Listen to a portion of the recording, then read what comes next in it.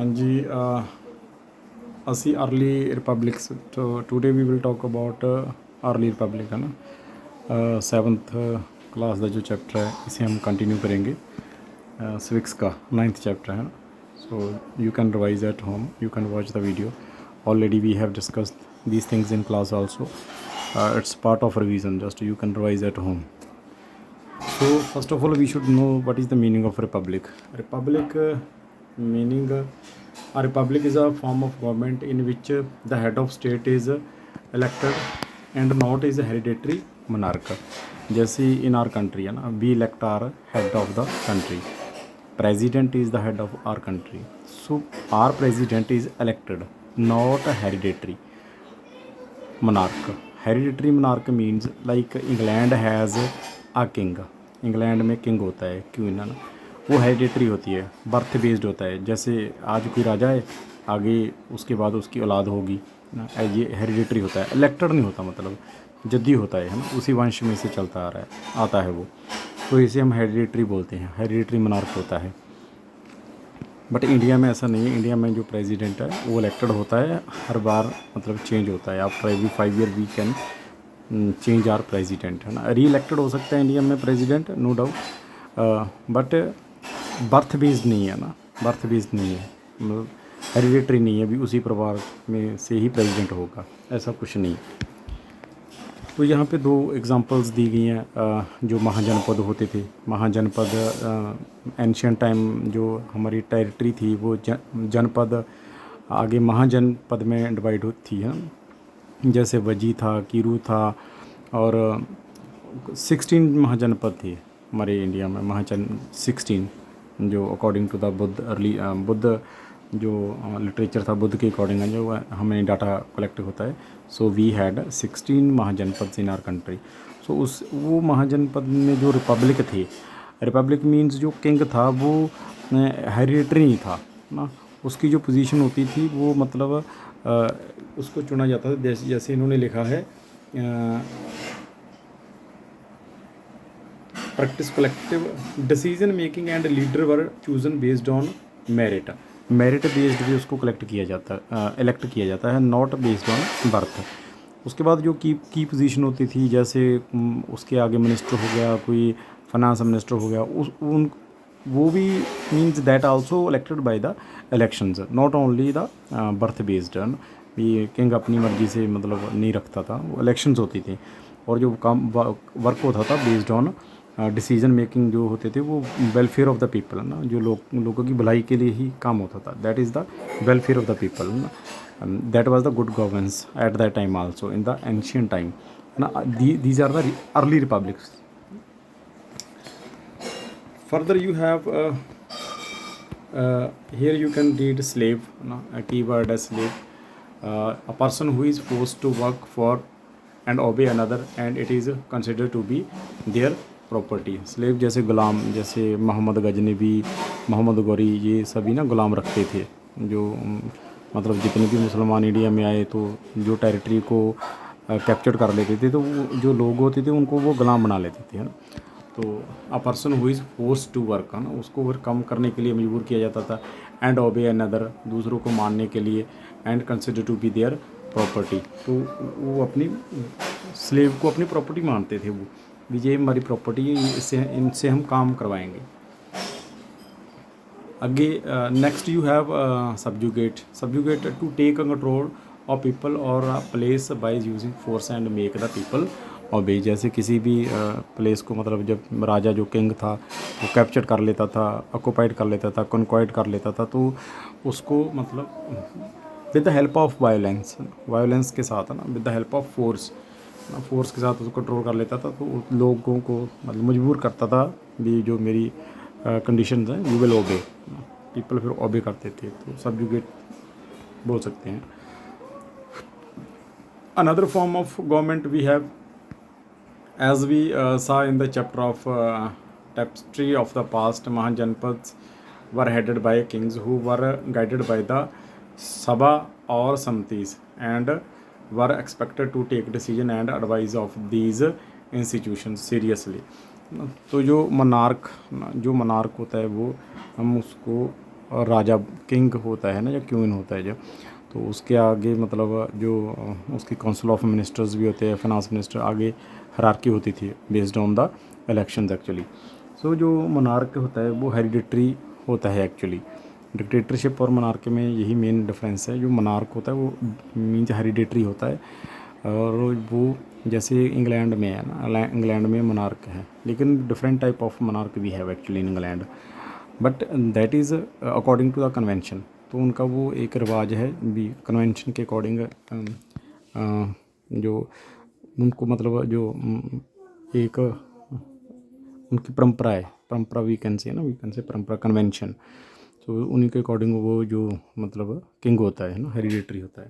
तो monarch as a empire were built and expanded across India. King began to gain immense power, yet they relied on a council of ministers and a network of officials to help them govern the empire. In already I told you ना, जो उसके पास forces, जो उसके पास council of minister, finance minister, जैसे military का हो गया, जैसे मिलिट्री का हो गया, फाइनेंस का हो गया, और पब्लिक अफेयर्स हो गए, उसका वेलफेयर ऑफ द पीपल हो गया।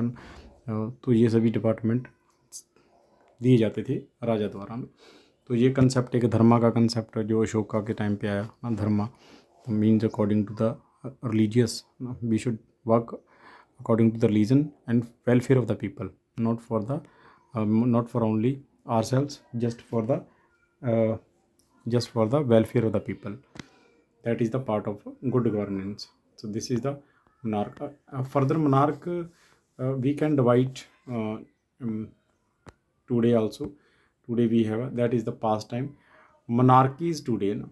A monarchy is the type of government. This you can underline. Government that is ruled by monarch. King and queens are called monarchs who exercise their sovereign, and monarchies are usually hereditary. Typically, the eldest son of the ruling monarch becomes the next king. So already I told you, जो king होता था, queen होता, तो उसी की family से आगे वाला किंग और क्वीन बनेगा, जो एल्डेस्ट होगा, eldest person will be. So यहाँ पे आपको दो keywords again you have, sovereign means freedom, है ना, we have a freedom. Sovereign indicates that a source of power of a country is independent from external influence. जैसे India is a sovereign state. India is a sovereign state because we are out of control. Means we are not under any external power. Like earlier, before 1947, we were the part of a British government, so we did not have sovereignty. So now we are sovereign. So sovereign means means now we are free from external powers.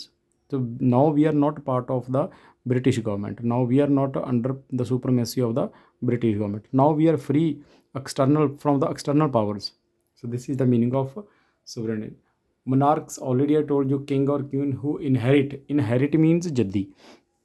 Inheritance word आप we can use, inheritance that is जद्दी, जो उसकी औलाद, king और queens, और who inherit their position from their family, usually passing it from one generation to the next within the royal family. तो उसी की फैमिली है जो आगे चलती जा रही है ना, जो किंग की है वही है ना।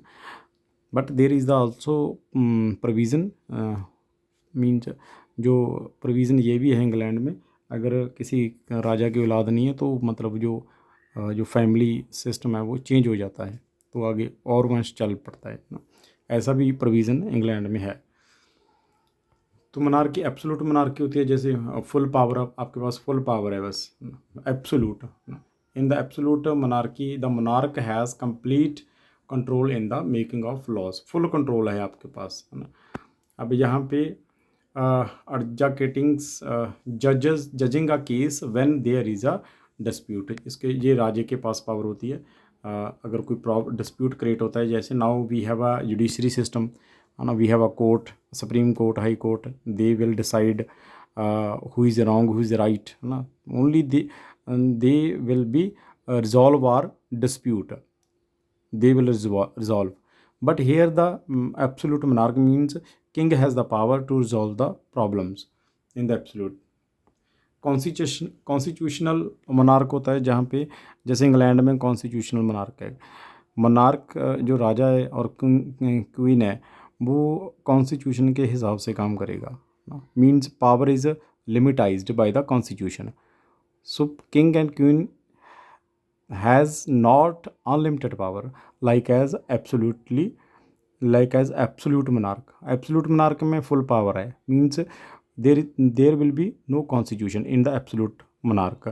Means absolute monarch means जो king है, king has unlimited power, but in constitutional system, constitutional monarch, king has not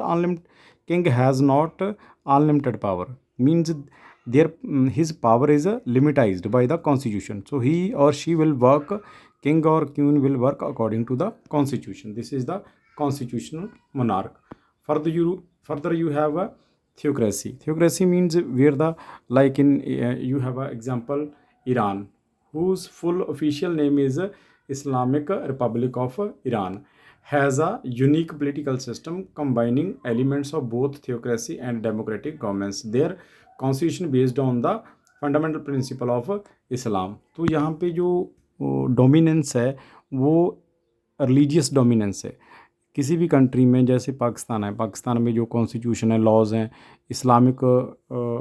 Islamic जो रूल एंड रेगुलेशंस हैं, कल्चर है, बिलीव्स हैं, तो उसी के हिसाब से वो उनका कॉन्स्टिट्यूशन फ्रेम हुआ है. तो उसी के हिसाब से कंट्री को गवर्न किया जाता है. तो इसे जहाँ पे रिलीजियस हेड और रिलीजियस बिलीफ डोमिनेटेड हो वहाँ पे हम थियोक्रेसी बोलते हैं. Further dictatorship, like you can take the example of Hitler ने 1933 में डिक्टेटरशिप था. मतलब एक पावरफुल पर्सन होता है जो अपने आप को एक डिक्टेटर डिक्लेयर कर लेता है. तो मोनार्क और डिक्टेटर में यही डिफरेंस है. डिक्टेटर में ये नहीं होता, हेरिडिटरी इनहेरिटेंस नहीं होता, हेरिडिटरी नहीं होता. कोई भी बोल सकता है जिसके पास ज़्यादा पावर है, पावरफुल है. जो जैसे हिटलर पावरफुल बन गया था, एक आर्मी ऑफिसर था, फर्दर वो एक मतलब पावरफुल डिक्टेटर बन गया, तो उसने अपने आप को पावर दे दी भी मेरे पास सबसे ज़्यादा पावर है इसके. That is the called off dictatorship. अब ये यहाँ पे एक फ़नी पिक्चर बनाई गई है, फ़नी, इसे हम कैरिकेचर्स बोलते हैं. A drawing that make someone look funny और foolish because some part of the person's appearance is exaggerated. So उसका जैसे ये रियलिटी में ऐसे ही दिखता है, तो इसमें इसी जो पिक्चर है, जो पेंटिंग है, ऐसी बनाई गई है ना. ये आदि अमीन वाज अ मिलिट्री डिक्टेटर था. ये मिलिट्री डिक्टेटर युगांडा में. He was directly responsible for the merciless killings of the thousands of people, many Indians whose ancestors had migrated to Uganda. तो बहुत सारे इंडियन और युगांडा के जो लोग थे जो डिक्टेटर के अगेंस्ट बोलते हैं ना. तो जैसे हिटलर ने भी बहुत सारे यहूदी ज्यूस, जिसे हम बोलते हैं JEWS ज्यूस, तो वो भी हिटलर ने बहुत ज़्यादा मतलब उनको मारा था, उन लोगों को ना. तो वो डिक्टेटर था ना. अब जी रोमा और Romani people were originally nomads based on their linguistic. एक नोमाड है, कबीला है जो culture and characteristics. Scholars have determined that they originated in India. They first settle in parts of eastern Europe but they have now migrate to several countries. तो ये एक रोमा और रोमानी people हैं जो यूरोप में रहते थे. अब कंट्री में, अलग अलग कंट्री में ये डिस्ट्रीब्यूट हो गए. स्टोरी ऑफ शेन्स में क्या है? स्टोरी ऑफ शेन्स में है जैसे नॉर्थ कोरिया का जो डिक्टेटर है ना, हेड ऑफ द कंट्री या हेड ऑफ द गवर्नमेंट है, तो वो डिसाइड करेगा आप क्या खाओगे, आप क्या पियोगे, आप कैसा हेयर स्टाइल होगा, आप कैसे कपड़े डालोगे. ये सिस्टम नॉर्थ कोरिया में चलता है. मीन्स तो सभी का हेयर स्टाइल सेम होता है. वो अपने हिसाब से हेयर स्टाइल भी नहीं रख सकते, अपने हिसाब से कपड़े नहीं पहन सकते ना. Full control of the dictator. Here you can read Shen lives in the North Korea which has a set of defined rules for his everyday living. He is currently serving in the compulsory military service in which is expand. यहाँ पे compulsory है, अगर कोई भी नागरिक है तो उसको पहले मिलिट्री में आपको काम करना पड़ेगा. कितना टाइम काम करना पड़ेगा ये गवर्नमेंट डिसाइड करेगी. अपने जो हेयर स्टाइल है वो भी आप गवर्नमेंट के अकॉर्डिंग. ये सभी चीज़ें मतलब ये स्टोरी है, आप रीड कर, you can read it, and if you are not getting what is this actually, then I will, means this is the example of dictator, different type of dictator we can see. Oligarchy is the oligarchy here political commandment, जो political commentators हैं, political commentators, people who analyze and share their opinions about political events ना, जो लोग अपने political को लेकर जो उनके ओपिनियंस होते हैं, व्यूज़ होते हैं उनके, उन्हें हम पॉलिटिकल कमेंटेटर्स बोलते हैं। तो ओलिग्राफी में क्या है, जो ओलिग्राफी है ग्रीक ओरिजिन है, जिसका means oligos means few and archo means rule और कमांड, जहाँ पे थोड़े बहुत लोग होते हैं। जैसे इंडिया भी हम डेमोक्रेसी के साथ इसको अटैच कर सकते हैं। जैसे डेमोक्रेसी में भी है ना, जैसे पंजाब में और सेंट्रल लेवल पे दो ही कंप्लीट बीजेपी और कांग्रेस है ना। BJP further their families and congress also for means further their families, political system is expanded up to their family members, like in Punjab also, like Captain Amarinder Singh, his means his family member also involved in the political system. In Akali Dal party also, means all the family members involved in the political system. So this is the group of the people जो au lait family हैं वो control करती हैं। इसको हम ओलिग्राफी बोल देते हैं। Rule it is a type of government where a small powerful group makes all the important decisions. So India में भी ऐसे ही है ना, बस थोड़ा बहुत डिफरेंस है, otherwise same, we have a same things, जहाँ पे only small group of people take important decisions. This is the elite family actually, we can say. Political commentators already we have discussed. Why democracy matters? Because democracy is the most important form of government actually at present, so these different types of government show in us democracy is not only way in which countries are governed, but in most countries democracy is considered better form of government. So most of country में जो democracy है उसको best form of government माना गया है, because some reasons we have equality among us citizen. We are trying, democracy is trying to maintain equality among the people, and it is provide freedom of speech and expressions, separation of power. We have a different separation power, like legislature has different power, judiciary has a different power, executive has a different power. So this is the separation of power. Well-being and prosperity of all citizens. So democracy is trying to the overall development of the country and overall development of their citizens. So that's why this is the better form of government rather than dictatorship, monarchy. So this you can revise at home. Anything you are not getting, then you can ask me. Thank you so much.